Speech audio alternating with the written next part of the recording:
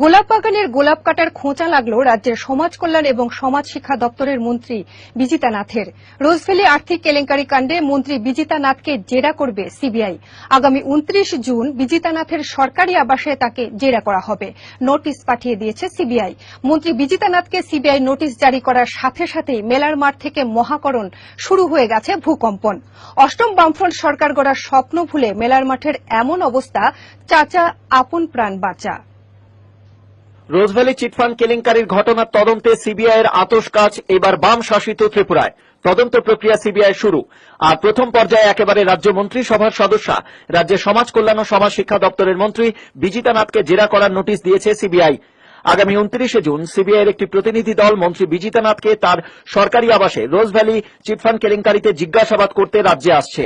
এই মর্মে মন্ত্রী বিজিতা নাথকে একটি নোটিশও পাঠিয়ে দিয়েছে সিবিআই।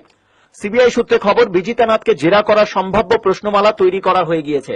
সম্ভাব্য প্রশ্নমালায় থাকতে পারে কবে থেকে রোজভ্যালির সঙ্গে যুক্ত, টাকা কোথায় গেছে, গৌতম কুণ্ডুর সাথে বৈঠক হয়েছে কিনা, বৈঠক হলে কতবার, কি কি বিষয়ে, কিভাবে রোজভ্যালি সংস্থাকে অনুমোদন, কোন কোন প্রভাবশালী যুক্ত। জেরায় প্রাথমিক পর্যায়ে এই সম্ভাব্য প্রশ্নের উপরে নেমেই ত্রিপুরায় রোজভ্যালি কেলেঙ্কারির রহস্য উন্মোচনে শুরুর পথে হাঁটবে সিবিআই। উল্লেখ্য, মন্ত্রী বিজিতা নাথ রোজভ্যালি এজেন্ট হিসেবে কাজ করেছেন। রোজভ্যালি চিটফান্ড কেলেঙ্কারি সংক্রান্ত অনেক বিষয় হয়তো বিজিতা নাথকে জেরা করার পর বেরিয়ে আসতে পারে বলে মনে করছে সিবিআই। রোজভ্যালি চিটফান্ড সংস্থার পথ চলা ত্রিপুরা থেকেই। মুখ্যমন্ত্রী মানিক সরকারকেও দেখা গেছে রোজভ্যালির অনুষ্ঠানে। রোজভ্যালির একটি বিনোদন পার্কের উদ্বোধনী অনুষ্ঠানে উপস্থিত ছিলেন মুখ্যমন্ত্রী মানিক সরকার।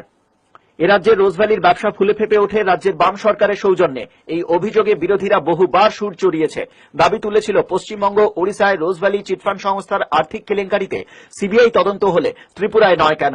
এবার সেই অপেক্ষার প্রহর কেটে ত্রিপুরাতে রোজভ্যালি আর্থিক কেলেঙ্কারির জাল গুটোতে পুরো দমে শুরু সিবিআই প্রক্রিয়া। মন্ত্রী বিজিতা নাথকে সিবিআই নোটিশ পাঠানোর সঙ্গে সঙ্গে মেলার মাঠ থেকে মহাকরণে শুরু হয়ে গিয়েছে ভূকম্পন। মেলার মাঠের বড় মাথাদের হার্টবিট বেড়ে গিয়েছে।